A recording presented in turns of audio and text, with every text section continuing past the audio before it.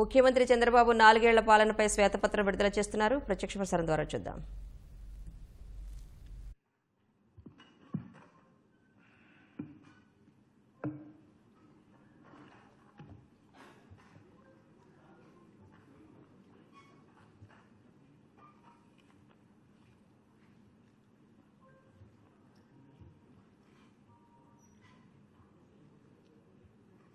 అందరికీ నమస్కారాలు.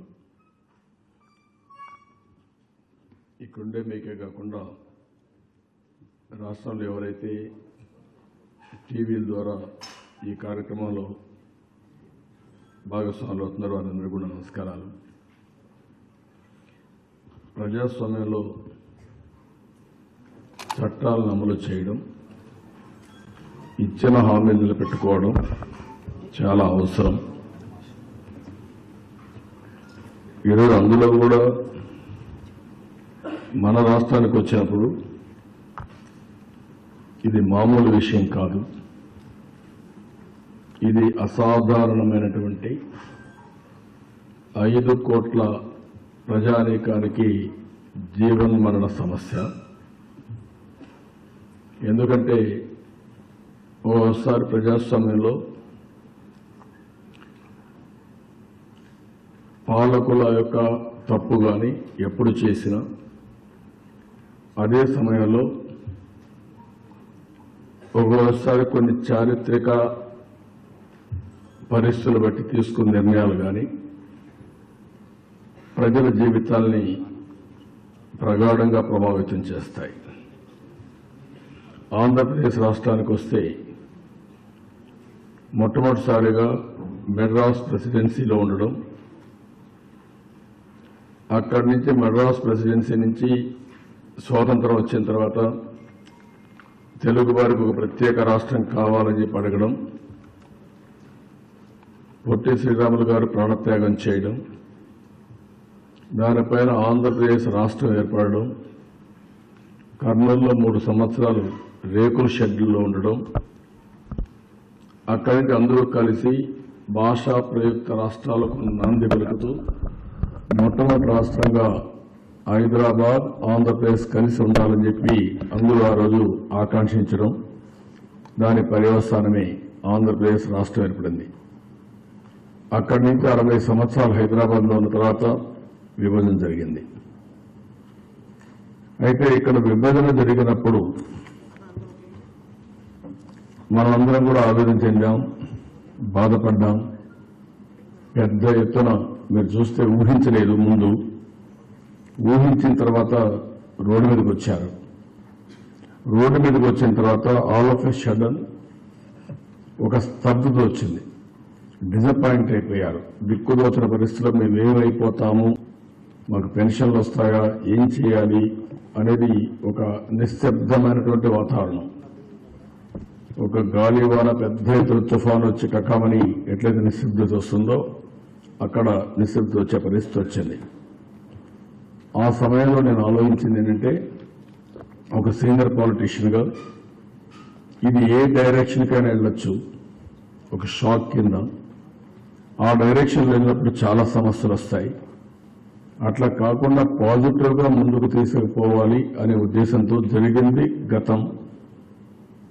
దీన్ని మళ్లీ తిరిగి తేలం కానీ రాష్ట్రాన్ని మనం అభివృద్ధి చేసుకోవాలి, మళ్ళా ప్రజల్ని నార్మల్గా మెయిన్ స్ట్రీమ్కి తీసుకురావాలి అనే ఉద్దేశంతోనే ఆ రోజు నేను ప్రజలందరినీ కాన్ఫిడెన్స్ ఇచ్చి చెప్పడం.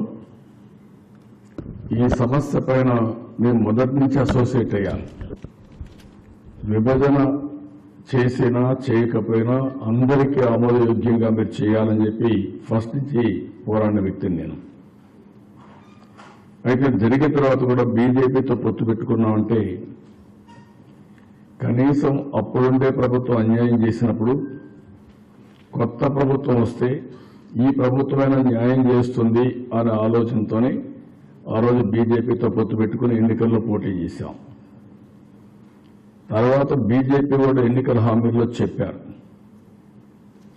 కనీసం కాంగ్రెస్ పార్టీ జరిగిన అన్యాయానికి లేకుంటే ఒక విభజన చేయాలనే ఉద్దేశంతో ముందుకు పోయినప్పుడు ఒక విభజన చట్టం కాదు ఇంకా అన్యాయం జరుగుతుందంటే ఒక ప్రత్యేక హోదా, ఇవన్నీ అమలు చేసే మెకానిజాన్ని చట్టంలో పొందుపరచడం, ఇవన్నీ చేశారు. కానీ బీజేపీ వచ్చిన తర్వాత దీన్ని అమలు చేయకుండా పోవడమే కాకుండా పూర్తిగా చట్టాన్ని కూడా అమలు చేయని పరిస్థితి తీసుకొచ్చారు. ఈరోజు మనందరం గుర్తుపెట్టుకో, రాష్ట్రంలో ఉండే 5 కోట్ల మంది భారతదేశంలో ప్రతి ఒక్కరూ ఆలోచించాల్సిన అవసరం ఉంది. విభజన ఇక్కడ ఉండేవాళ్ళు కోరుకునేది కాదు. అదే సమయంలో విభజన అనివార్యమైనప్పుడు న్యాయం చేసి ఉండాల్సింది. ఆ న్యాయం చేయడంలో విభజన చట్టంలో పెట్టిన హామీలు కానీ ప్రత్యేక హోదా కానీ ఇవ్వకుండా 400 సంవత్సరాలుగా ఎన్ని ఇబ్బందులు పెట్టారో దాన్ని రిమైండ్ చేయడం కోసమే ఈరోజు మళ్ళీ ఈ యొక్క వైట్ పేపర్స్ తీసుకొచ్చాం.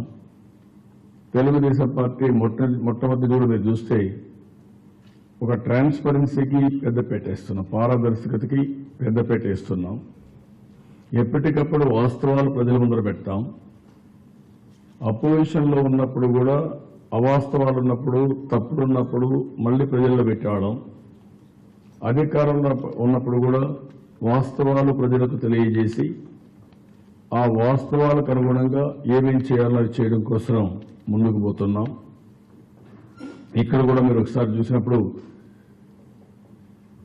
ఏదైతే విభజన జరిగిన తర్వాత నేను అంత ముందు కూడా కొన్ని వైట్ పేపర్స్ పెట్టాను.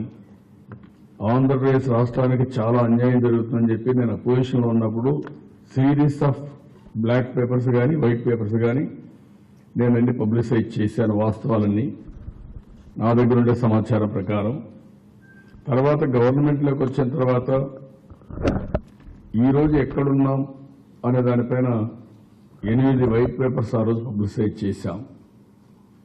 ఆ 8 వైట్ పేపర్స్ పబ్లిసైజ్ చేసిన తర్వాత నేను ఎప్పుడూ రాజీ పడకుండా నవ నిర్మాణ దీక్ష, మహాసంకల్పం కూడా పెట్టుకున్నాం.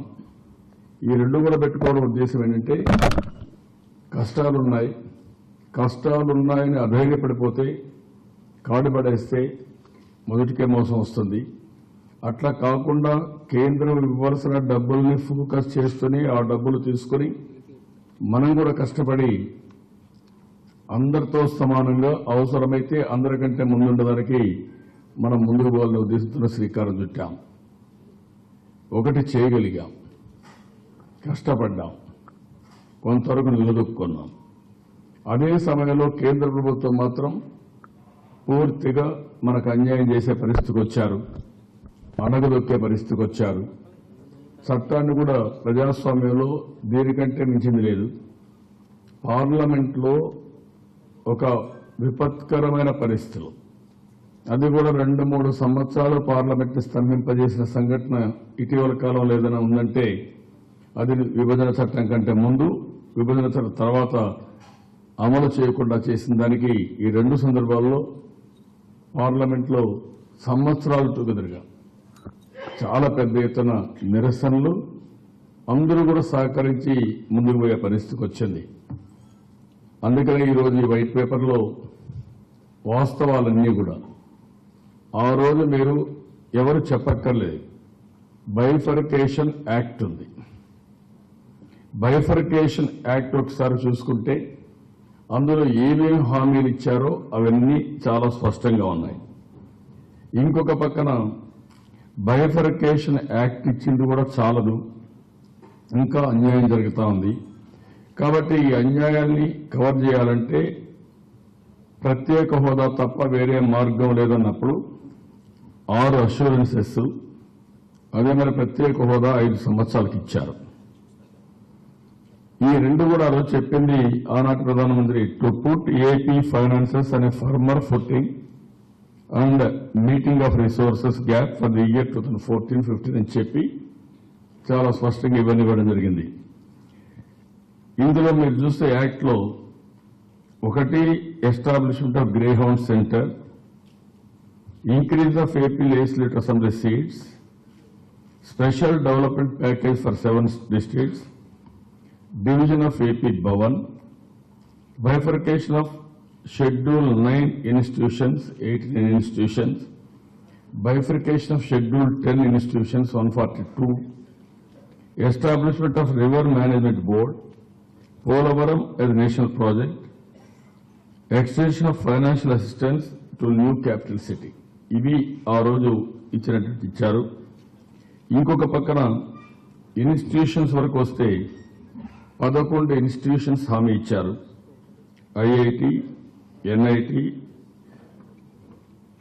IIM, IISER, IIP, central university, agriculture university, triple IT, all India institute of medical science, tribal university, NIDM ఇవన్నీ ఇచ్చారు.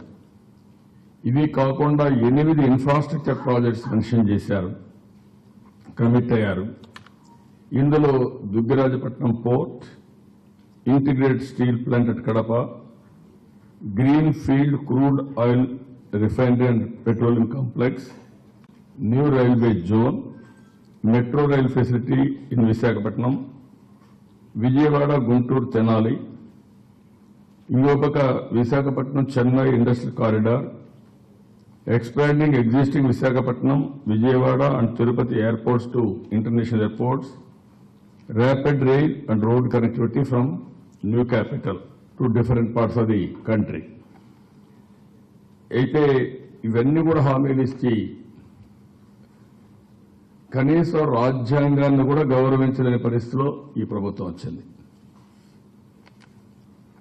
చట్టాన్ని కూడా అమలు చేయలేని పరిస్థితిలో ఈ ప్రభుత్వం వచ్చింది. ఒక్కొక్కసారి దుర్మార్గానికి కూడా ఒక హద్దులుంటాయి. కనీసం చట్టంలో పొందుపరిచిన విషయాల్ని అమలు చేయకుండా ఎక్కడికక్కడ అడిగిన దానికి అణగదొక్కే ప్రయత్నాలు కూడా చేస్తూ చాలా దుర్మార్గంగా చేసే పరిస్థితికి వచ్చారు. ఈరోజు దీనిపైన నేను 29 సార్లు ఢిల్లీకి వెళ్ళాను. అసెంబ్లీలో కానీ కౌన్సిల్లో కానీ తీర్మానాలు పాస్ చేశాం. ఎంపీలు పార్లమెంట్లో రేజ్ చేశారు. ఇక 4 సంవత్సరాలు పోరాడిన తర్వాత లాభం లేదనుకుని 2 మంత్రులు రాజీనామా చేశాం. ఎన్డీఏ నుంచి బయట వచ్చాం. నో కాన్ఫిడెన్స్ మోషన్ మూవ్ చేశాం. దేశంలో ఉండే అన్ని రాజకీయ పార్టీల్ని సమీకరించాం. ఇంకొక పక్క రాజ్యసభలో అయితే ఆల్మోస్ట్ అందరూ కూడా కలిపి మనకు సపోర్ట్ చేసే పరిస్థితికి వచ్చారు. ఇంకొక పక్క బీజేపీ ఎలక్షన్ మేనిఫెస్టోలో 2016లో చాలా క్లియర్ గా స్పెషల్ కేటగిరీ స్టేటస్ ఇస్తాం, 5 కాదు 10 సంవత్సరాలు, రిసోర్స్ గ్యాప్ ఫిలప్ చేస్తామని వాళ్లే చెప్పారు. నరేంద్ర మోడీ గారు ఇక్కడికి వచ్చినప్పుడు ఎన్నికల దీంట్లో తిరుపతి, నెల్లూరు అవన్నీ కూడా చూపించాం, అన్ని దిక్కలా చెప్పారు. ఇంకొక పక్కన అమరావతికి వచ్చినప్పుడు మీరు చూశారు. అమరావతిని అయితే ఆ రోజు నీళ్లు తీసుకొచ్చాడు అక్కడ. అదే మరి ఇంకొక పక్కన పార్లమెంట్ సాక్షిగా మట్టి తీసుకొచ్చాడు. ఆ రోజు చెప్పిన మాట ఏంటంటే ఈ 2 కూడా సింబాలిక్ గా నేను తీసుకొచ్చాను, కానీ టోటల్ గా పార్లమెంట్ అంతా కూడా పార్లమెంట్ సాక్షిగా చెప్తున్నాను, పార్లమెంట్ అండగా ఉంటాం, ఢిల్లీ ప్రభుత్వం అండగా ఉంటామని చెప్పి మనల్ని నమ్మించి మోసం చేశారు. కడవన ఆయన ఇచ్చిన నీళ్లు మట్టినే మనకు మిగిలే పరిస్థితికి వచ్చింది. ఇంకొక పక్కన మీరు చూస్తే స్పెషల్ కేటగిరీ స్టేటస్ బీజేపీ వాళ్లే రేజ్ చేశారు, వాళ్లే సపోర్ట్ చేశారు. వాళ్లే రేజ్ చేసి వాళ్లే సపోర్ట్ చేసిన దాన్ని నిలబెట్టుకోలేకపోయారు. దానికంటే దివాలా కోరుతనం ఇంకొకటి ఉండదు. అమిత్ షా ఇటీవల అయితే ప్రగల్భాలు పలికాడు, మేము అది ఇచ్చాం ఇది ఇచ్చామని పెరిగాడు. కడాను ఎదురుదాడి చేసే పరిస్థితికి వచ్చాడు. ఏమని మీరు యూసీలు ఇవ్వలేదు, అవినీతి జరిగింది, ఇలాంటివి కూడా మాట్లాడే పరిస్థితికి వచ్చారు.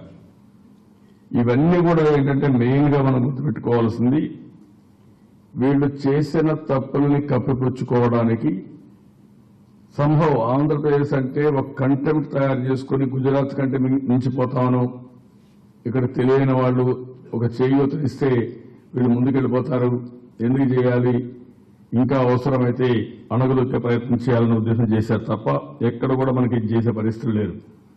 ఎన్ని డ్రామాలు ఆడారో మీరు చూశారు. స్పెషల్ కేటగిరీ స్టేటస్ ఎవ్వరికి ఇవ్వమన్నారు, కడాను స్పెషల్ అసిస్టెన్స్ మెజర్ ఇస్తామన్నారు, స్పెషల్ స్టేట్ గా చూస్తామన్నారు. కడాను 11 రాష్ట్రాలకు ఇచ్చారు. 11 రాష్ట్రాలకు ఇచ్చాడు, మనం అడిగాం. మీరు అందరికి ఇచ్చారు, మాకెందుకు ఇవ్వరు? మీరు ఏమి ఇస్తారని మనం అడిగింది విభజన చట్టంలో ఉండే హామీల్ని, ప్రత్యేక హోదాని మీరు అమలు చేయండి, మా కాళ్లపైన మేము నిలదొక్కుంటాం. కానీ ఈ రెండు మాత్రం కంపల్సరీగా చేయాలని చెప్పి మనం అడిగాం. అడిగితే ఏమాత్రం లెక్క పెట్టుకోకుండా చేసే పరిస్థితికి వచ్చారు.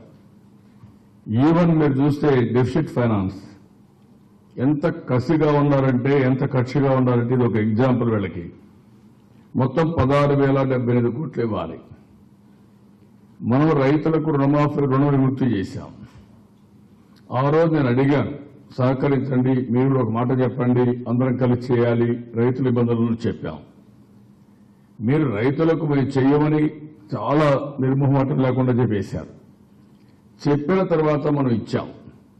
ఇచ్చినప్పుడు మనకుండే డబ్బుల్లో మన రైతులకు కానీ పెన్షన్లు కానీ ఇస్తే, మీరు బడ్జెట్లో ఉండింది కాకుండా ఇంకొక విధంగా ఇస్తున్నారు కాబట్టి మీకు మేము డబ్బులు ఇవ్వమని మనకి ఇవ్వకుండా అడ్డం పెట్టే పరిస్థితికి వచ్చారు. లోపభూయిష్టంగా లెక్కేసి 4,117 కోట్లే మీకు రావాలని చెప్పాను. అందులో 135 కోట్లు మనకి ఇంకా ఇవ్వాలి. మనం డిఫర్ అయిన తర్వాత 135 కోట్లు కూడా ఇవ్వడం మానేశారు. అంటే ఎంత దుర్మార్గమైన కార్యక్రమం అంటే, ఎంత కక్షగట్టి చేస్తున్నారో ఇదొక ఉదాహరణ. రాజధాని ఇక్కడికే ప్రధానమంత్రి వచ్చాడు. ప్రధానమంత్రి వచ్చినప్పుడు ఆయన ఫౌండేషన్ వేశారు. కనీసం ఆయన ఫౌండేషన్ వేసిన దానికైనా గౌరవం ఉండాలి. మనం గౌరవంగా ఉండాలి, ప్రధానమంత్రిని పిలిపించుకొని ఆయన ద్వారా ఫౌండేషన్ వేయిస్తే, కనీసం ఫౌండేషన్ వేశాము, ఇది మన ప్రాజెక్టు, ఈ దేశానికి గర్వకారణం, తిరుపతిలో చెప్పిన మాటలు కానీ, అమరావతిలో ఆయన వేసిన ఫౌండేషన్ వేసిన తర్వాత కానీ,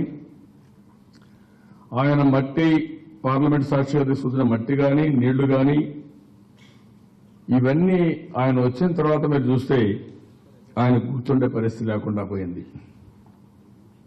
ఆ స్ఫూర్తి ఎక్కడా లేకుండా కడాన ఈ నిత్యం చూస్తే చాలా స్పష్టంగా ఇందులో కూడా మనం 39,937 కోట్లకు డిపిఆర్ పంపించాం. 1,500 కోట్లు ఇచ్చారు. ఈ రోజుట్లో 1,500 కోట్ల రూపాయలు ఏ మూలకు తగులుతాయో ప్రధానమంత్రి సమాధానం చెప్పాల్సిన అవసరం ఉంది. అందులో కూడా ఇంకో పక్కన సర్దార్ పటేల్ స్టాచ్యూ, శివాజీ స్టాచ్యూ, దొలేరా, వాళ్ళకు క్యాపిటల్ అంటే ఇంకో క్యాపిటల్ పట్టుకుంటే 3,000 కోట్లు దానికి ఇవ్వడం. ఇంకో పక్క ముంబై అహ్మదాబాద్ స్పీడ్ ట్రైన్ 1,10,000 కోట్లు ఇవ్వడం. ఇంకొక పక్కన కుంభమేళాకి 12,000 కోట్లు ఇవ్వడం. ఢిల్లీలో ఏదైతే ద్వారకాలో కన్వెన్షన్ సెంటర్కి 27,000 కోట్లు ఇవ్వడం. కనీసం ఇన్ని డబ్బులు ఒక కన్వెన్షన్ సెంటర్కి 27,000 కోట్ల రూపాయలు ఇచ్చిన మీరు కనీసం ఒక రాజధానికి, అందులో దీంట్లో ఆదాయం వీళ్ళకే వస్తుంది. ఇప్పుడు మనం పనులు చేస్తున్నాం, ఇన్ఫ్రాస్ట్రక్చర్ అంతా అప్పులు తీసుకొచ్చి, ఇందులో వీళ్లకు ఎవ్రీ ఇయర్ ఒక 5-6 వేల కోట్ల రూపాయలు కేంద్ర ప్రభుత్వానికి ఆదాయం వస్తుంది. కనీసం ఒక్క సంవత్సరం మీకు వచ్చే ఆదాయాన్ని ఇవ్వలేని మనస్తత్వాన్ని మీరు అభివృద్ధి చేసుకున్నారు. ఒక చట్టమే కాకుండా, చట్టంలో ఉంది, స్పిరిట్ ఉంది, మీకు తిరిగి ఆదాయం వస్తా ఉంది, ఇది మీ పెట్టుబడి.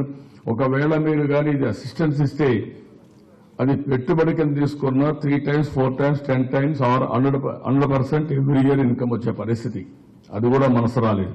అంటే దీన్ని బట్టి చూస్తే ఎక్కడికెక్కడ కక్ష కసి డెవలప్ చేసుకున్నారు.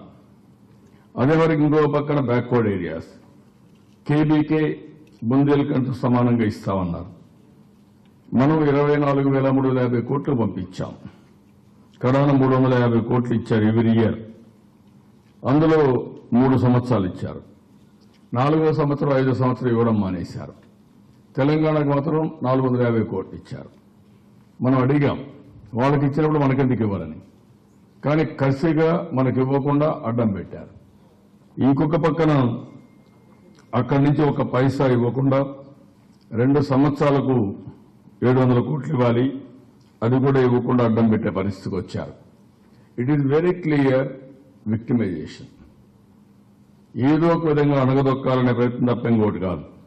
ఇంకో పక్క Polavaram 63% of the works are over. ఇంకా 3,400 కోట్లు ఇవ్వాలి.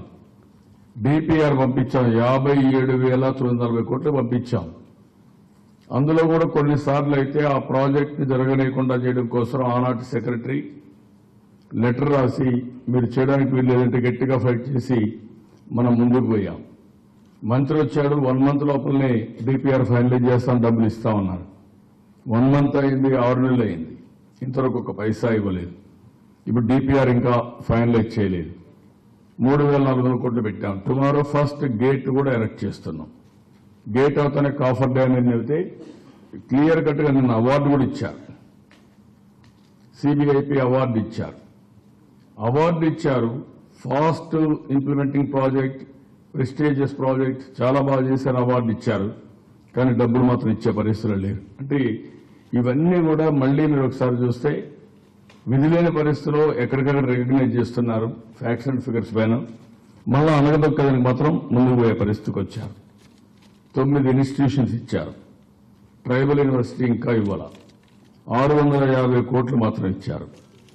మనం 2,909 ఎకరాలు, it is around 10,000 crores worth of land ఇచ్చాం. 132 కోట్ల రూపాయలు ఖర్చు పెట్టి కాంపౌండ్ వాల్స్ కట్టాం. అంటే ఎంత దుర్మార్గం అంటే అంత దుర్మార్గంగా ప్రవర్తించే పరిస్థితికి వచ్చారు. ఇంకొక పక్కన మీరు చూస్తే ఇన్ఫ్రాస్ట్రక్చర్ ప్రాజెక్ట్స్ అన్ని సెక్షన్ 93లో 8 ఇన్ఫ్రాస్ట్రక్చర్ ప్రాజెక్ట్స్ ఉన్నాయి.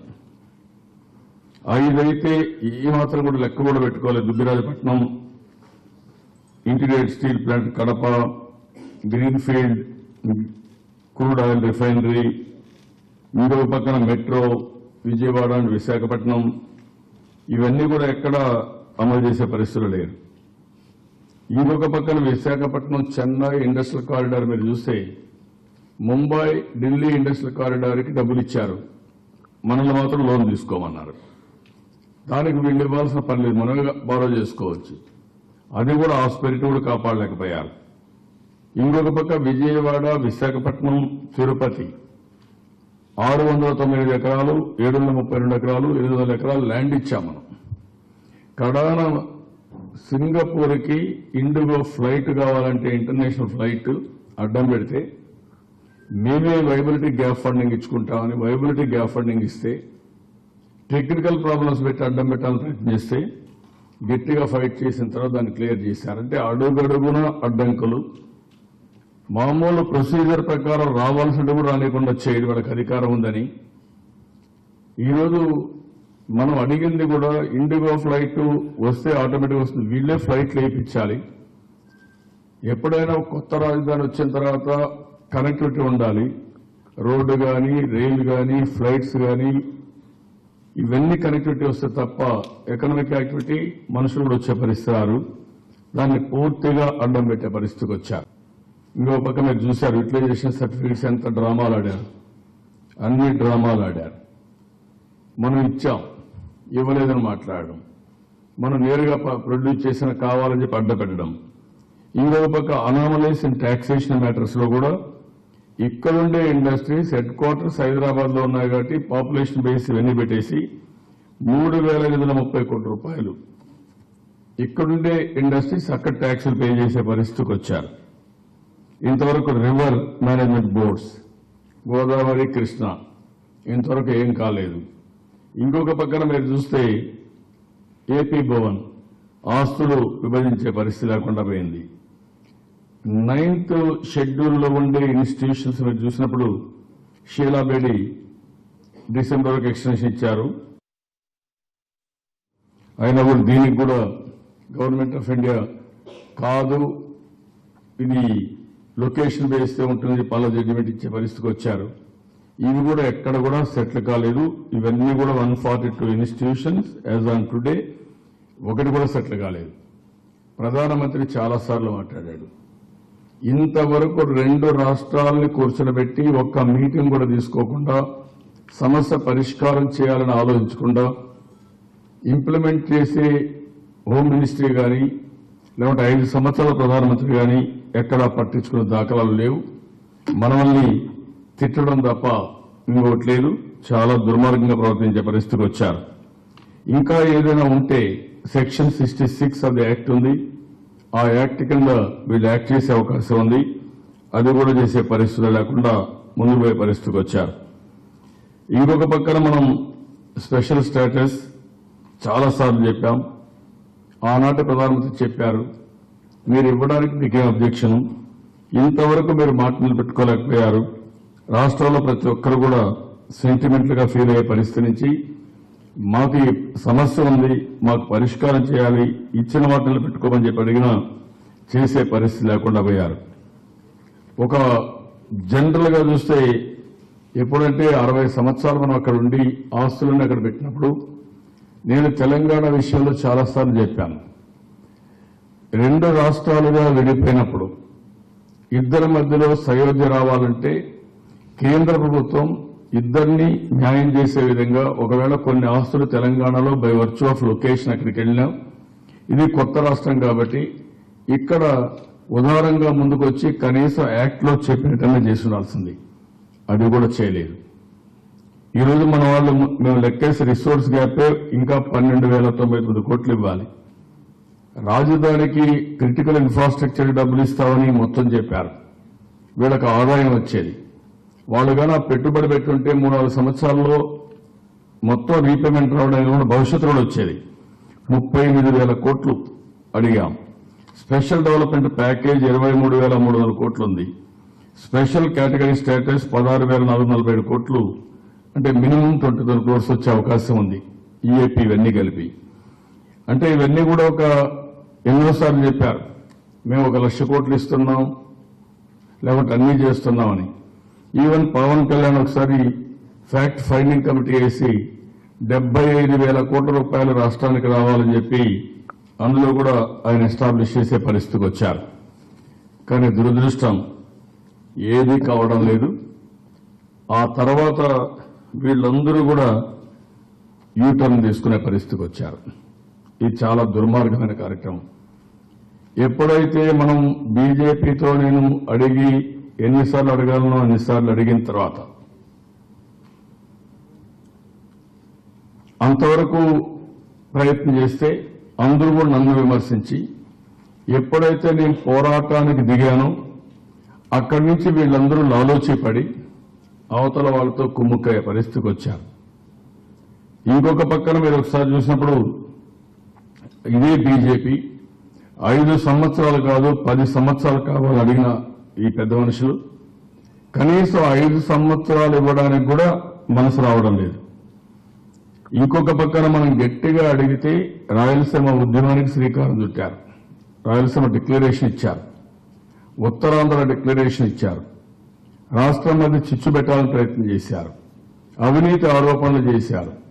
కడాన వీళ్ళ ఎంపీలు వీళ్ళ పార్టీ నాయకులు వచ్చి ఇక్కడ అవాకులు చవాకులు వాగే పరిస్థితికి వచ్చారు.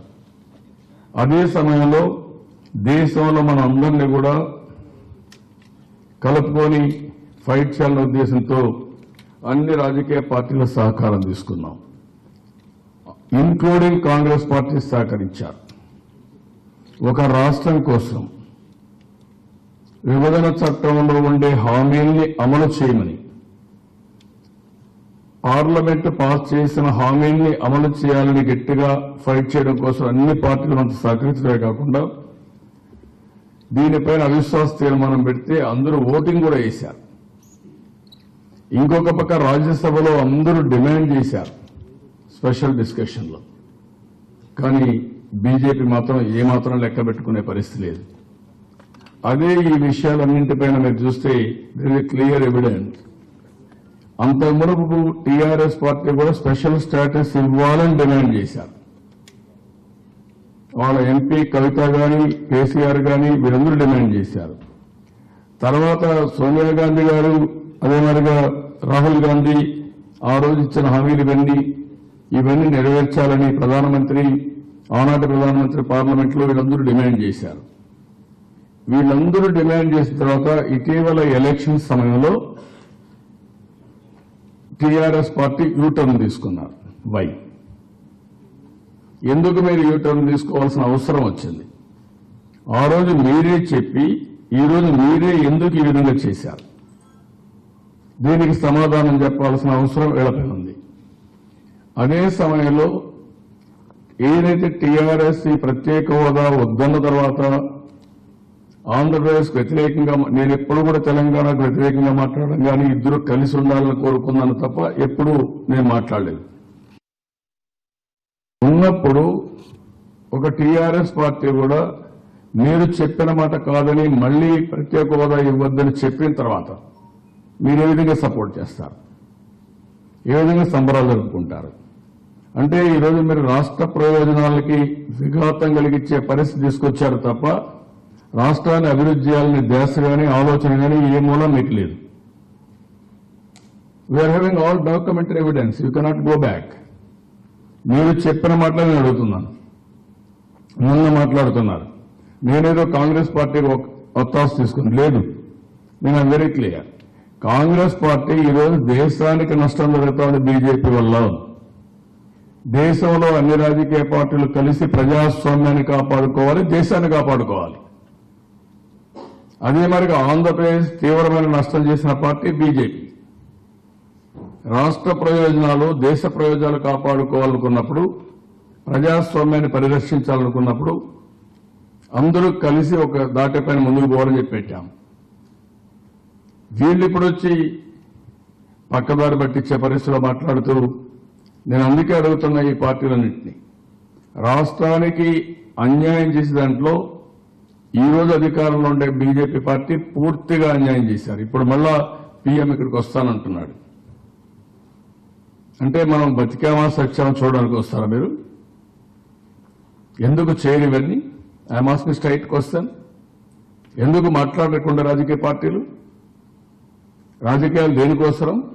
ప్రజల శ్రేయస్సు కోసం కదా, ప్రజాహితం కోసం కదా, ఇచ్చిన మాట నిలబెట్టకపోతే అడగడం కోసం కాదా, లేకపోతే మీ కేసుల కోసం, మీ ఆలోచన కోసం మీరు రాష్ట్రాన్ని తాకట్టు పెడతారా? I'm asking straight question. ఈరోజు ఇంత దుర్మార్గంగా, దారుణంగా ప్రవర్తించిన బీజేపీ పార్టీ ఏ ముఖం పెట్టుకుని ఇక్కడికి వస్తారు మీరు? We are asking, you get it done. మాకు ఇవ్వాల్సిన హక్కులు కాపాడండి, మాకు న్యాయం చేయండి. మీరు వచ్చి మీ సిద్ధాంతాలు చెప్పుకోండి, మాకేం బాధ లేదు. అట్లా కాకుండా 4.5 సంవత్సరాలుగా ఏ పని చేయకుండా చట్టంలో ఉండే హామీల్ని ఉల్లంఘించి ఇంకో పక్కన ప్రత్యేక హోదా ఇమ్మని అడిగి ఇక్కడ వాగ్దానాలు చేసి ఇప్పుడు ఇవ్వకుండా మళ్లీ మనం బ్రతికామా సత్యామని చూస్తారా? నాకు అర్థం కావడం లేదు. ఈ రాజకీయ పార్టీలు ఎందుకు మాట్లాడరు? డెఫినెట్ గా మాట్లాడాల్సిన అవసరం ఉంది, నిలదీయవలసిన అవసరం ఉంది. ప్రజల్లో దోషిగా బీజేపీ నిలబెట్టాల్సిన అవసరం ఉంది. ఒక బీజేపీని దోషిగా నిలబెట్టడమే కాదు, ఎవరైతే బీజేపీకి సహకరించే విధంగా కుట్రలు పన్నారో వాళ్ళు కూడా ఈ రాష్ట్రానికి అన్యాయం చేస్తున్నారు, వాళ్ళను కూడా దోషులుగా నిలబెట్టాల్సిన అవసరం ఉంది. ఆ విషయం మనం గుర్తుపెట్టుకోవాలి. దానికోసం నేను ఈ వైట్ పేపర్ ద్వారా ఎందుకంటే నేను ఇప్పుడు మర్చిపోవడం లేదు, తెలుగు వారి ఆత్మ గౌరవానికి సంబంధించిన విషయం ఇది, ఆంధ్రప్రదేశ్ భవిష్యత్తుకు సంబంధించిన విషయం, భావి తరాల భవిష్యత్తుకు సంబంధించిన విషయం. అందుకే ఇప్పటికి 10 జిల్లాల్లో ఏదైతే ఈ న్యాయం కోసం ధర్మ పోరాటం ప్రారంభించాం, నిన్నటికి 10 జిల్లాలు ఉన్నాయి. ఇంకొక 2 మీటింగ్లు కావాలి. ఒక పక్క ధర్మ పోరాటం చేస్తూనే ప్రజల్లో చైతన్యం తీసుకొస్తాం. అల్టిమేట్ గా ఇవన్నీ సాధించే వరకు ఎక్కడ రాజీ పడం, ఇవి సాధిస్తాం. అందుకే ఇది మొదటి వైట్ పేపర్. ఇది సిరీస్ ఆఫ్ వైట్ పేపర్స్ 10 ఇస్తున్నాం. 2 విషయాలు ఇక్కడ. ఒకటి, బీజేపీ లేకుంటే ఎన్డీఏ గవర్నమెంట్ అన్యాయం చేసినప్పటికీ నేను 2 పందాలు తీసుకున్నాను. ఒకటి, మన ఆత్మ గౌరవానికి సంబంధించిన విషయం, మన జీవన మరణ సమస్య. ఒక పక్క దీనికోసం ఫైట్ చేస్తూనే ఇంకొక పక్క కష్టపడి మనం ముందుకు పోవాలి. వాళ్ళు చేయలేదు కాబట్టి పేదల పరిస్థితి మన ఇంట్లో పడుకుంటే మనం పూర్తిగా దెబ్బతినే పరిస్థితికి వస్తాం. అందుకే ఈ వారం రోజుల్లో మీరు చూస్తారు మనం ఏం చేయగలిగాం, ఏమేం చేసుకున్నాం, అవన్నీ కూడా మీకు ఒక ఐడియా వస్తుంది. ఈరోజు జరిగిన డెవలప్మెంట్ మీరు చూస్తే అది మన మెరిట్ ప్రకారం వచ్చింది. అదే గాని బీజేపీ కూడా ఆ రోజు గాని మనం అనుకున్న ప్రకారం చేస్తుంటే ఇంకా చాలా వరకు మనం వెసులుబాటు వచ్చేది, ఇంకా చాలా వరకు ముందుకు పోయేవాళ్ళం. ఈ వైట్ పేపర్లో మీకు అన్ని ఇచ్చాం. ఈరోజు కేంద్ర ప్రభుత్వాన్ని మీరు చూసినప్పుడు ఈరోజు ఈజ్ ఆఫ్ డూయింగ్ బిజినెస్ కానీ ఇవన్నిట్లో మనం ముందుకు వచ్చాం. ఇంకొక పక్కన 14 కీ సెంట్రలీ స్పాన్సర్ స్కీమ్స్ ఉంటే ఇందులో ఫస్ట్ ర్యాంక్లో 14 స్కీమ్స్ వచ్చాం. మనం 2, 5 ర్యాంకుల్లో 28 స్కీమ్స్ వచ్చాం. 6, 10లో 4 స్కీమ్స్ వచ్చాం. అంటే మనం ఎక్కడికక్కడ మన రైట్స్ ని ఎస్టాబ్లిష్ చేసుకుంటూనే ఇంకొక పక్కన మనం ఏవైతే ఉన్నాయో మన కష్టపడి మన దీంతో ఇప్పుడు ఉదాహరణకు మీరు చూస్తే ఒక చిన్న ఇది రాజధాని మన దగ్గర డబ్బులు లేవని కనుక గమనుంటే మన జీవితంలో ఎప్పుడు కట్టేవాళ్ళం కాదు. ఒక కాలు ఇచ్చాం. 33,000 ఎకరాలు రైతులు ముందుకొచ్చి భూమి ఇచ్చారు. అక్కడి నుంచి సింగపూర్ మాస్టర్ ప్లాన్ తయారు చేశారు. నార్మన్ ఫాస్టర్స్ ని రిక్వెస్ట్ చేసి వాళ్ళు కూడా మనకు అడ్మినిస్ట్రేటివ్ క్యాపిటల్ ఇచ్చారు, చేయించాం. ఈ 2 వచ్చిన తర్వాత మనం తీసుకున్న నిర్ణయాల వల్ల best universities, best schools, best hospitals, మంచి ఇంకొక పక్కన ఇవే కాకుండా ఇవి కూడా స్కూల్స్, కాలేజీలు అన్ని తీసుకొచ్చాం. దీనివల్ల దీనికి ఒక గ్లామర్ వచ్చింది. ఈ రోజు రాబోయే రోజుల్లో ఈ సిటీ అన్ని సిటీల కంటే బాగుంటుందని ఆలోచన వచ్చింది. దీంతో చాలా మంది రావడానికి సిద్ధంగా ఉన్నారు. ఇటీవల కాలంలో హ్యాపీ నెస్ట్ మనం ఇది వెలిస్తే 1200 ఇండ్లు హాట్ కేక్ మారిగా ముడిపోయినాయి. It is an example how people are responding to our call. దీనివల్ల ఈరోజు 45,000 నుంచి 48,000 కోట్ల రూపాయలు మనం అప్పు చేసి ఇన్ఫ్రాస్ట్రక్చర్ డెవలప్ చేస్తున్నాం. దీంట్లో గవర్నమెంట్ ఆఫ్ ఇండియాకు కనీసం ఒక 6,000 కోట్ల రూపాయలు ట్యాక్సులు కడుతున్నాం ఎవ్రీ ఇయర్. ఇంకొక పక్కన మనకు ఆదాయం ఆఫ్టర్ సమ్ టైం వస్తుంది. కొంత పేదవాళ్ళందరికీ ఇవ్వడానికి మొన్న మీరు చూశారు 3,500 ఇండ్లు బిలో పావర్టీ ఎవరైతే ఉన్నారో వాళ్ళందరికీ రాజధానిలో ఇండ్లు కట్టాం. ఇంకా నేను ఆలోచిస్తున్నాను ఒక 500 ఎకరాలు వాళ్ళకి ఇయర్ మార్క్ చేసి ఇది ప్రజా రాజధాని కాబట్టి ఒక్కొక్క 50 ఎకరాలు తీసుకుంటే 5,000 ఇండ్లు కట్టచ్చు. ఈ విధంగా ఒక 500 ఇండ్లు కానీ ఒక 50,000 ఎకరాల్లో చుట్టుపక్కల కడితే ఒక 50,000 మందికి ప్రజా రాజధానిలో పేదవాళ్లకు మధ్యతరగతి పూర్కి ఇండ్లు కట్టే పరిస్థితికి వస్తుంది. మిగిలిన ల్యాండ్ కొంత మనం అమ్ముకోగలిగితే మనం పెట్టిన పెట్టుబడి అంతా తిరిగి వస్తుంది.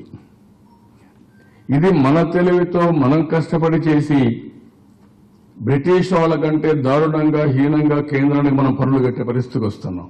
అంటే మనం బానిసలమా నేను అడుగుతున్నా. అందుకని కేంద్రం కూడా రియలైజ్ చేయాల్సిన అవసరం ఉంది. కేంద్రం అంటే ఎక్కడి నుంచో రాలేదు. రాష్ట్ర ప్రభుత్వాలు కట్టిన పన్నులు మీకు వచ్చే ఆదాయం. మీరు ఇచ్చిన మాట మీరు నిలబెట్టుకోవాల్సిన అవసరం ఉంది. మాకు రావాల్సిన న్యాయసమ్మతమైన హక్కుల కోసం మేము పోరాడినప్పుడు సమాధానం చెప్పవలసిన బాధ్యత ఉంది. అదే మరి మిగిలిన పార్టీలు కూడా ఎవరైతే రాష్ట్ర ప్రయోజనాలు కాపాడకపోతే ఈ రాష్ట్రంలో మీరు ఏమాత్రం కూడా ప్రజల యొక్క మనోభావాలను రెస్పెక్ట్ చేసిన వాళ్ళు కాదు. ఆ విషయం కూడా గుర్తుపెట్టుకోవాల్సిన అవసరం ఉంది. సార్, మనకి కేంద్రం నుంచి 3 రకాలుగా ఫండ్స్ రావాల్సి ఉంది. ఒకటి ఆటోమేటిక్గా రావాల్సినవి కొన్ని, అంటే సెంట్రల్ స్పాన్సర్ స్కీమ్స్ కానీ పర్ క్యాటగ్రామ్స్ కానీ. రెండోది విభజన చట్టం ప్రకారం రావాల్సినవి కొన్ని ఉన్నాయి. విభజన హామీల ప్రకారం రావాల్సినవి కొన్ని ఉన్నాయి. హామీల ప్రకారం రావాల్సిన వాటి మీరు టేబుల్ ఇచ్చారు. ఇంకా 90,000 కోట్లు రావాల్సి ఉంది. బట్ విభజన చట్టం ప్రకారం మనకు ఎంత రావాలి, చట్టంలో ఉన్న అంశాల ప్రకారం ఎంత రావాలి, ఎంత ఇచ్చారు? అంటే ఇప్పుడు చట్టంలో ఉండే అంశాలన్నీ కూడా మీరు చూస్తే అందుకని నేను చెప్పింది మీకు 10,000 కోట్లు దగ్గర ఖర్చు పెడితే తప్ప ఎడ్యుకేషన్ ఇన్స్టిట్యూషన్స్ అన్ని పూర్తి చేయలేరు. 11,000 కోట్లు కావాలి. దాంట్లో వీళ్ళు ఇచ్చింది 650 కోట్ల వరకు శాంక్షన్ చేశారు. ఇంకా మిగిలిన డబ్బులు ఈ రేషియోలో అయితే 30 ఏళ్లు పడుతుంది. That is what we are demanding. దానికి యాక్షన్ ప్లాన్ లేదు. ఇన్ఫ్రాస్ట్రక్చర్ ప్రాజెక్ట్స్ ఉన్నాయి. దగ్గర 8 ఇన్ఫ్రాస్ట్రక్చర్ ప్రాజెక్ట్స్ ఉన్నాయి. మొత్తం మీరు ఒకసారి చూస్తే మొత్తంగా మనకు 12,746 కోట్లు కావాలి. ఎడ్యుకేషన్కి 846 కోట్లు ఇచ్చారు. 6.63% మాత్రం ఇచ్చారు. ఇంకొక పక్క 8 ఇన్ఫ్రాస్ట్రక్చర్ ప్రాజెక్ట్స్ ఉన్నాయి. 8 ఇన్ఫ్రాస్ట్రక్చర్ ప్రాజెక్ట్స్ కి ఒక్కొక్క ప్రాజెక్ట్ దుగ్గిరాజపట్నం ఉంది, అది పోర్ట్ రావాలి. ఇలాంటివి 8 కమర్షియల్ ఉన్నాయి, అన్ని ఉన్నాయి. ఇప్పుడు వీళ్ళు ఎన్నిక్కిపోయి ఇవ్వకపోతే ఇంక ఎన్ని రోజులు వెయిట్ చేసిన లాభం లేదని 27వ తారీఖున we are laying foundation for Kadapa steel plant. Now we are negotiating crude oil with private people also. ఒకవేళ ప్రైవేట్ పీపుల్ వీళ్ళకి ఇచ్చే ఇన్సెంటివ్స్ ప్రైవేట్ వాళ్ళకి ఇస్తే వాళ్ళే వచ్చి వీళ్ళ కోసం వెయిట్ చేయకుండా మనం ప్రైవేట్తో పెట్టుకొని ముందుకు పోతాం. అలాంటి రామాయణపట్నం మనమే చేసుకుంటున్నాం, ఇలాంటివి కూడా చేసుకుంటున్నాం. ఈ విధంగా మొత్తం మీరు చూసి చాలా వరకు ఇంకో పక్కన గవర్నమెంట్ ఆఫ్ తెలంగాణ ఇక్కడ 2 ఉండేవి చాలా ఉన్నాయి. అంటే ఈరోజు ఒక్కొక్క ఇష్యూలో మీరు చూసినప్పుడు ఒక రాజధాని కట్టాలంటే నేను ఆ రోజు చెప్పాను, ఒక 20 సంవత్సరాలు అవుతుంది ఒక రాజధాని నిలదొక్కోవాలంటే. కనీసం 5 లక్షల కోట్ల రూపాయలు ఖర్చు అవుతుంది గవర్నమెంట్ పరంగా అని చెప్పాం. ఇప్పుడు మనం ఒక 50,000 కోట్ల రూపాయలు ట్రంక్ ఇన్ఫ్రాస్ట్రక్చర్ ఖర్చు పెడుతున్నాం ఫేజ్ 1లో. ఇంకా రాబోయే రోజులు ఇంకా ఎక్కువ ఖర్చు పెట్టాల్సి వస్తుంది. ఖర్చు పెట్టిన తర్వాత మనకు ఆదాయం వస్తుంది, ఎకనామిక్ యాక్టివిటీ వస్తుంది, ఇంకో పక్క ఎంప్లాయ్మెంట్ జనరేషన్ పెద్ద ఎత్తున జరుగుతుంది. 42 సార్ తెలుగులో ఉంది. కేంద్ర రాష్ట్ర ప్రభుత్వాల మధ్య ఏర్పడిన ఎస్పీవీలకు నిధులు విడుదల చేశారు. ఇతర రాష్ట్రాలకి ఎస్పీవీలు పెట్టుకోండి ఫండ్స్ ఇస్తామని చెప్పారు. వాళ్ళకి ఫండ్స్ ఇస్తున్నారు, మనకు కూడా అడ్వైజ్ చేసేట్టున్నారు ఎస్పీ పెట్టుకోమని. ప్రాబ్లం ఏంటి దేని మీద? ఇన్ఫ్రాస్ట్రక్చర్ ప్రాజెక్ట్స్కి అమౌంట్స్ ఇవ్వడానికి. అది కూడా ఇవ్వలే కదా, మనకు ఎప్పుడు రాలే కదా. ఎస్పీవీలు పెట్టుకోవడం వేరే స్కీములకి అని చెప్తున్నారు తప్ప ఇది ఇంతవరకు మనకు ఒక లెటర్ రావడం కానీ మనకు చెప్పడం కానీ ఎక్కడ దేని మీద SPV? I'm asking straight question. ఏం మీరు ఇస్తారు? ఎస్పీవీలు పెట్టుకుంటే స్పెషల్ స్టేటస్ ఎస్పీవీనా? నేను అడుగుతున్నా. ఇన్ఫ్రాస్ట్రక్చర్ ప్రాజెక్ట్స్ ఎక్కడ పెట్టుకోవాలి? ఏమి ఇస్తారు చెప్పండి. పోనీ మీరు ఏమి ఇస్తారో చెప్పండి. ఎస్పీ పెట్టుకోమన్నారు, ఎస్పీవీ నింపుకున్నాను. ఇప్పుడు ఇక కడప స్టీల్ ప్లాంట్కి ఎస్పీవీ వస్తుంది, రామాయణపట్నం ఎస్పీవీ వస్తుంది. మీరు ఏమి ఇస్తున్నారు? నేను అడుగుతున్న విశాఖపట్నం చెన్నై ఇండస్ట్రియల్ కారిడార్కి ఏమి ఇచ్చారు మీరు? ఎందుకు ముంబై ఢిల్లీ ఇండస్ట్రియల్ కారిడార్కి ఇచ్చారు? అదే వారి అహ్మదాబాద్ ముంబై మెట్రోకి 1,10,000 కోట్లు ఇచ్చారు. మాకేమి ఇచ్చారు? నేను వాళ్ళకి ఇచ్చిందని తప్పడం లేదు, మాకెందుకు ఇవ్వరని అడుగుతున్నా. మనం ట్యాక్సులు కట్టడం లేదా? ఎందుకు ఇవ్వరు మీరు? That is what I'm asking. Sir, గతంలో అమరావతికి డిపిఆర్ పంపలేదన్నారు. నిన్న చూస్తే మెట్రో రైల్ విషయంలో కూడా మాకు స్టేట్ గవర్నమెంట్ నుంచి ఎలాంటి ప్రతిపాదన రాలేదు అని చెప్పి స్వయంగా పార్లమెంట్ లో రాజు. అంటే ఇంతవరకు భోపాల్కి ఎక్కడి నుంచి వచ్చాయి? ఎలక్షన్ ముందు ఇచ్చారు, మనం ఇవ్వలేదా? ఎన్నిసార్లు ఇచ్చాం? ఎన్నిసార్లు పోయారు మెట్రోలకి? మీకు ఐడియా లేదా? ముందు పోతే పాత పద్ధతులు మేము ఇవ్వం, ఇప్పుడు కొత్త పద్ధతి పెట్టాం, దానికి రమ్మన్నారు. మళ్ళా కొత్త పద్ధతి పోతే అసలు ఇచ్చే పరిస్థితులు లేదు. అంటే ఇవ్వకూడదు అనుకున్నప్పుడు ఎక్స్క్యూజ్ ఎత్తుక్కుంటారు, ఇవ్వాలనుకున్నప్పుడు ఇవన్నీ ఎత్తుక్కోరు. ఎందుకు మళ్ళా నెప్పవేస్తారు మీరు? మీరు ఆ మాట చెప్తే ఏం చెప్పాను నేను? ఇది పోలవరం ప్రాజెక్టు గురించి 1 మంత్ అంటే సెక్రటరియట్ ఢిల్లీ తీసుకొస్తా అని చెప్పి ఎన్నిసార్లు పోయాం? బండల్స్ కట్లగా. మొన్న అయితే పుస్తకాలు కొన్ని 8,000 పేజీలు ఉన్నాడా భూషణ్? 8,000 పేజీల స్పీచ్ ఇచ్చారు. 72,000 పేజీలు కట్ల స్పీచ్ వచ్చారు. ఒక పెద్ద ట్రక్ తీసుకెళ్లారు. ఇంకేం కావాలి మీకు? నేను అడిగేది ఆంధ్రప్రదేశ్ ఇండియాలో భాగమవునా కాదా అని అడుగుతున్నాడండి. ఇది ప్రజాస్వామ్యం, మీ ఇష్ట ప్రకారం చేయడానికి కాదు. మజిల్ పవర్తో బెదిరించి బ్లాక్మెయిల్ చేసి ఇప్పుడు ఇదైంది. మనం అడిగాం, అడక్కమునపు ఆంధ్రప్రదేశ్ అందరూ మంచి వాళ్లే కదా, ఏ దాడులు లేవు కదా. ఎందుకు ఇన్కమ్ ట్యాక్స్ దాడులు చేశారు? అప్పుడు నేరం చేయలేదు, ఇప్పుడు నేరస్తులు కనపడుస్తున్నాం. రాష్ట్రం పైన దాడులు చేస్తున్నారు. ఎమ్మెల్యేలు ఎమ్మెల్సీల పైన ఇన్కమ్ ట్యాక్స్ రైట్స్ ఇప్పటికి 4-5 చేశారు. అదే మరి ఈడీ దాడులు చేశారు. అంటే ఎవరిని బెదిరిస్తారు మీరు?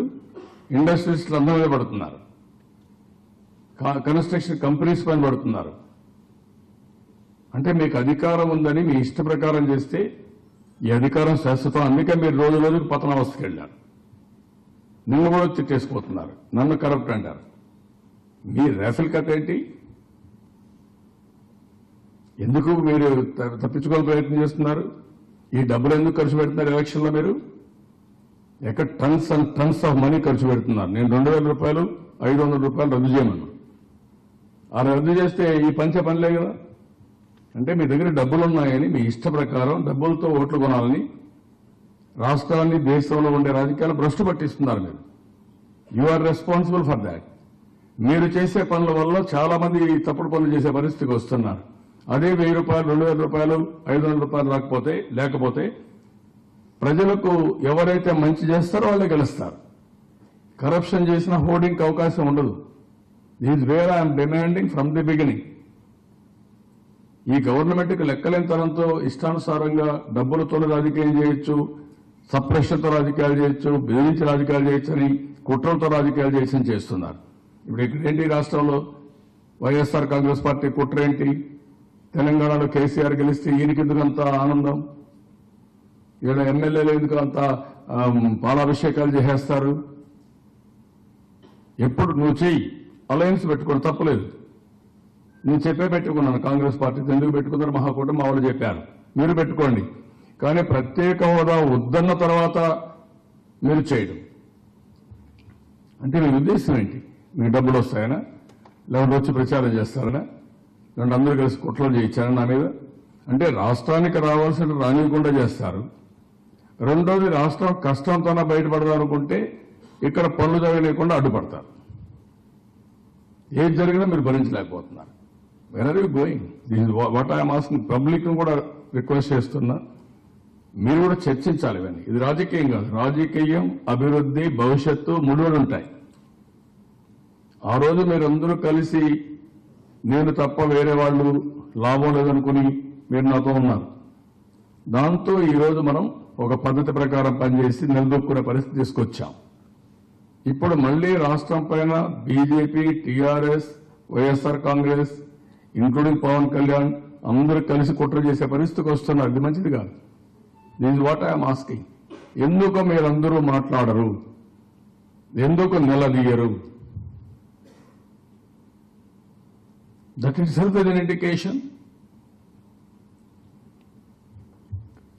This is the first white paper. We will give all series of white papers. దీనివల్ల మెయిన్గా ఉద్దేశం ఏంటంటే, ఒకటి వాస్తవ పరిస్థితులు ఏం చేశారో చెప్పడం, రెండు ఈ 4.5 సంవత్సరాలు మన స్వయం కృషితో ఎంతవరకు మనం ముందుకు పోయాం, ఎంతవరకు నిలదొక్కున్నాం చెప్పడం, ఆ తర్వాత భవిష్యత్తుకు ప్రణాళిక ఏంటి, మూడోది భవిష్యత్తు కూడా ఒక ప్రణాళిక తయారు చేసుకుని మనం దాని మీద కూడా ముందుకు పోతాం. ఈ ఎవిడెన్స్ అన్ని ఇన్ కోర్స్ ఆఫ్ టైం ఎవరేం మాట్లాడారో డాక్యుమెంటరీ ఎవిడెన్స్ తో సహా బయట పెడతాం. అదేనండి, అది ఇది చేశారా? స్పెషల్ స్టేటస్ ఎస్పీ ఏం పెట్టాలా?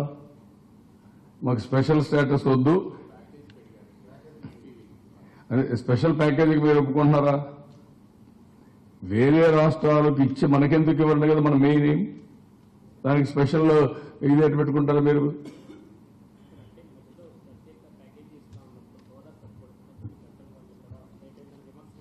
Know what I'm asking, timely help. ఒక రాష్ట్రం బాగుపడాలనుకున్నప్పుడు ఎవ్వరికీ మేము ఇవ్వడం లేదు, ఈ రాష్ట్రం మాకు ప్రత్యేకం కాబట్టి special assistant measure without compromising special package, special status as it is ఇస్తామని చెప్పారు మాటల మీద.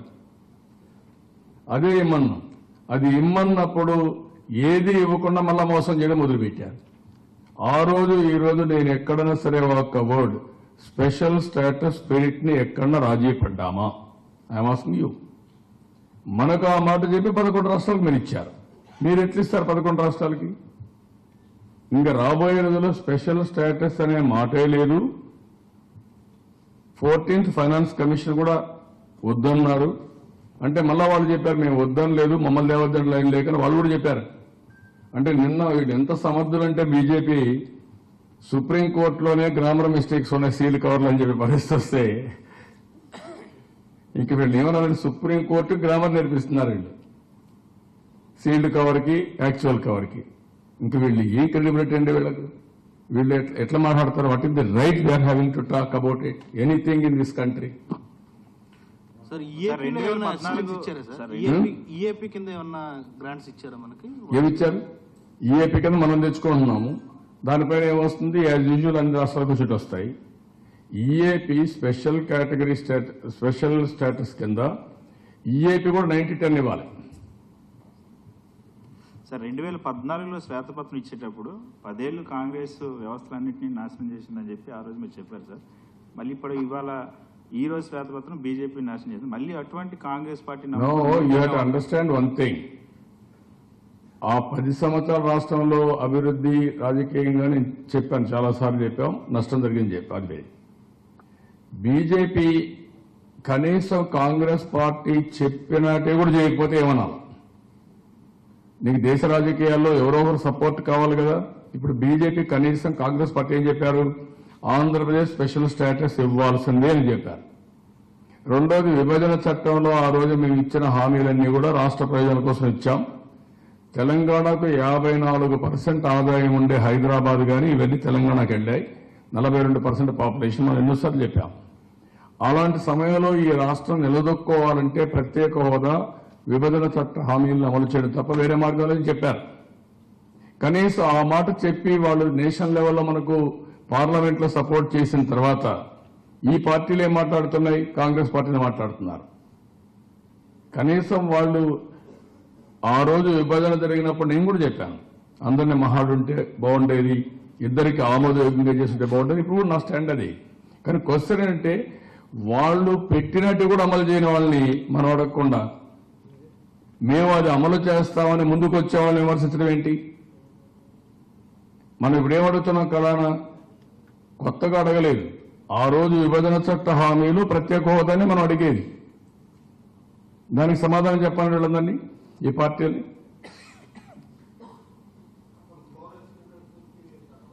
ఏమ్రా, అందరూ ఒప్పుకోరిందే కదా. చట్టబద్ధత ఉండేది విభజన హామీలు చట్టంలో పెట్టినట్టు.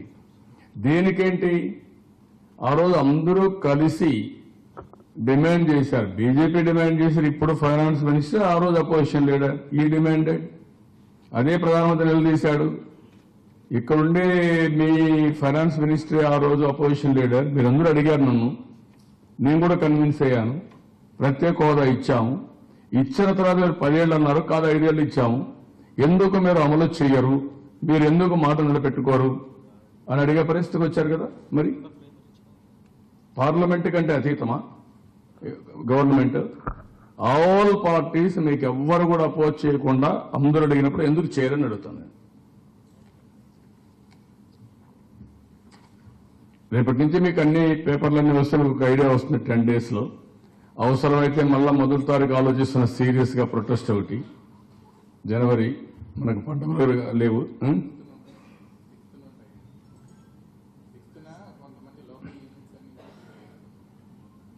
ఏమని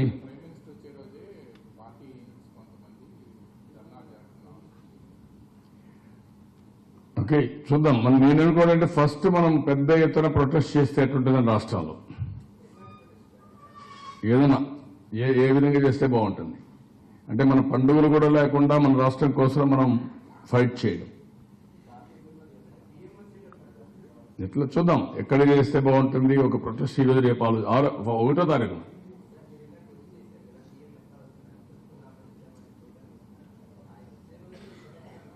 అంటే నేనేమంటానంటే ప్రజాస్వామ్యంలో ఏం చేయాలి, అల్టిమేట్ గా ప్రజాస్వామ్యం వాట్ ఈజ్ డెమోక్రసీ. ఒక అతను తప్పు చేస్తే చేసిన తప్పులను ఎక్స్పోజ్ చేసి ప్రజల్లో చైతన్యం తీసుకురావడమే ప్రజాస్వామ్యం. దానికి ఎన్ని మార్గాలు ఉంటే అన్ని మార్గాలు చేస్తాం, కానీ హింసకు తావిచ్చే మార్గాన్ని మనం పోవాల్సిన అవసరం లేదు. హింస క్రియేట్ చేయడం మన అభిమతం కాదు, ఐఎమ్ వెరీ క్లియర్.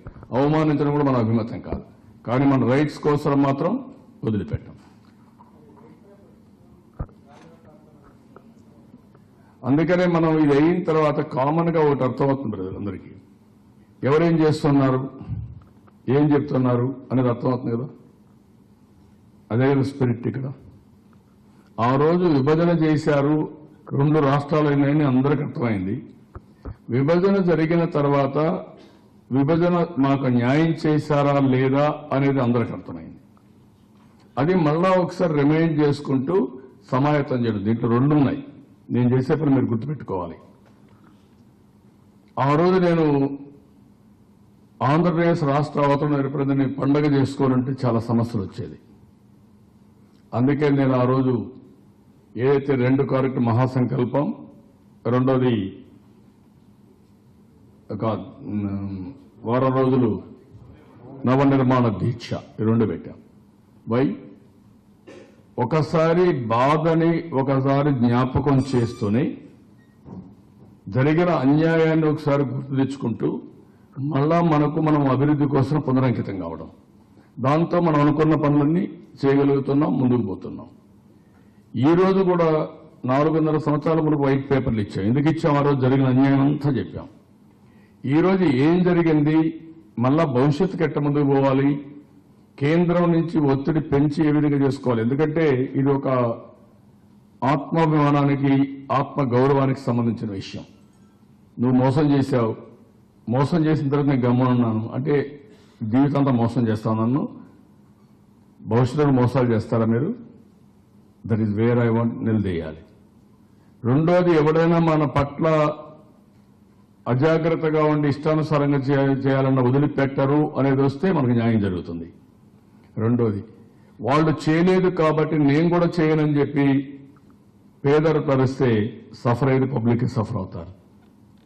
వాళ్ళు చేసేది చేయకపోయినా నేను మాత్రం మీకు అన్యాయం చేయడం లేదు, నేను అన్ని పనులు చేస్తాం, మనం కష్టపడదాం అని జాతిని మళ్ళా ఒకసారి ఒక అవేర్నెస్ తేవడం, ప్రిపేర్నెస్ తీసుకురావడం, మళ్ళా మనం ముందుకు పోతే చేసుకుంటాం. అందుకే మీరు చూస్తే చరిత్రలో ఒకటి గుర్తుపెట్టుకోండి, కొన్ని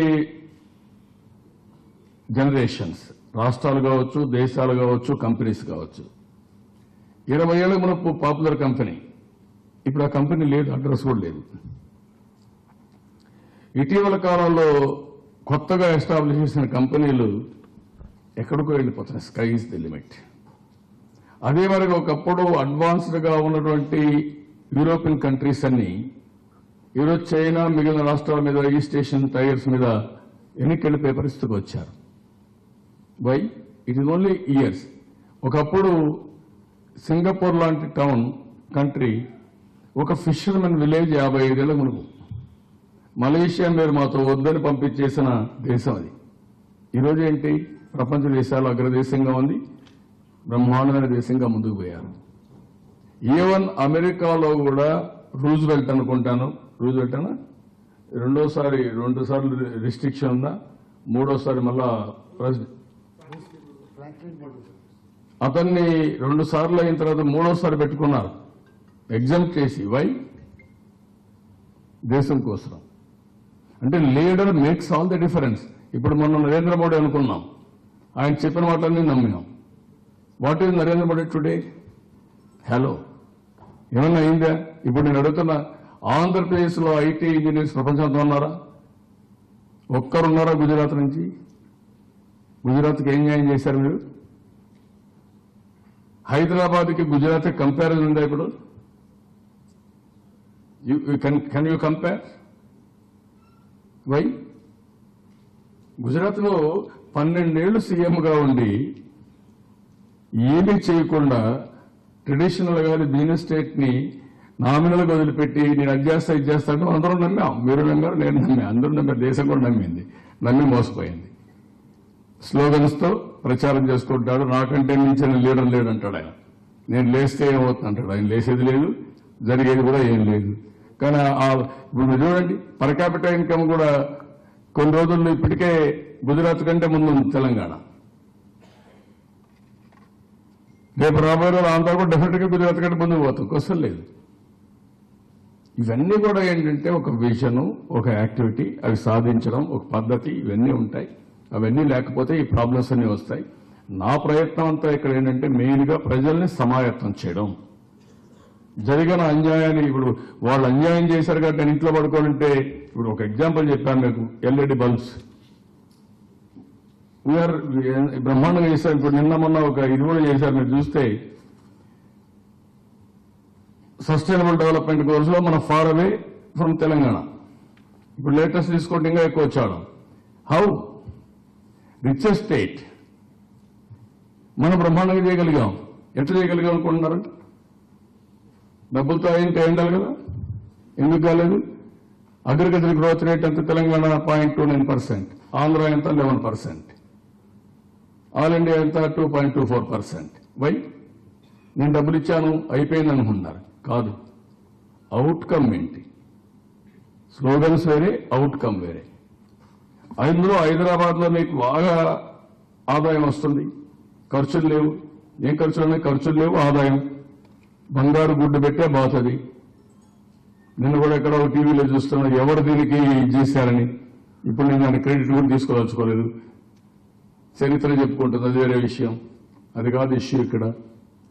ఇలాంటివన్నీ కూడా మీరు చూస్తే ఇవన్నీ కూడా మనం ఏవైతే ఒక ఫోకస్ పెట్టి చేశామో ఇవన్నీ కూడా మీకు డిబేట్ చేస్తాం. మొదటి తారీఖున మనం ఎంత కష్టపడ్డాము, ఎన్ని అవార్డ్స్ వచ్చాయి అంటే ఇప్పుడు శారీరక కష్టం కాదు, గుర్తుపెట్టుకోవాలి మీరు. ఏదో కష్టం అంటే శారీరక కష్టమే కాదు, తెలివి. రాబోయే రోజుల్లో ఎవరూ శారీరక కష్టపడాల్సిన పని లేదు. టెక్నాలజీ వచ్చేసింది. తెలివితేటలు వస్తే వెల్త్ క్రియేట్ చేస్తారు, ఎంప్లాయ్మెంట్ జనరేట్ చేస్తారు. అక్కడి నుంచి అభివృద్ధి ఆటోమేటిక్గా జరిగే పరిస్థితి వస్తుంది. That is where we are today. Okay, మీకు రేపటి నుంచి కూర్చొని మాట్లాడుకుందాం, ఇంకా చాలా ఉన్నాయి. ఏ టైం బెటర్ అండి మీకు? ఈ టైం అంటే మీకు ఎవ్రీడే మనం ఉన్నాం కదా. రేపంటే పోలవరం కావాలంటే చేసేసి వెళ్ళొచ్చు.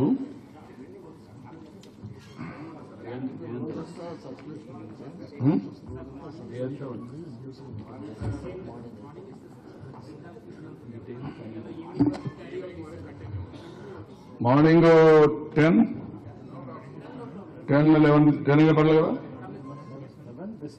నీకు బెస్ట్ టైం సార్. నేను బయట ఫీల్డ్ వర్క్ ఉంది కదా, నీకు బెస్ట్ టైం. నువ్వు ఇక్కడ కూర్చున్నా కాబట్టి కాదు, కుటుంబం ఇక్కడే ఉంటారు కాబట్టి ఏం బాధలేదు. కానీ నేను పోవాలి కదా, మన జిల్లాలకు పోవాలి, పొలిటికల్ యాక్టివిటీ ఉంది. అందుకని మనం ఒక పని చేద్దాం, 10 కానీ 11 కానీ ఎవ్రీడే పెట్టుకోం. 10 or 11. నేను బయట పోవాలి చూస్తే 10 పెట్టుకొని 11 పోతాను, లేకపోతే 10 పెట్టేసిపోతాను. Okay, thank you. Tomorrow will meet then.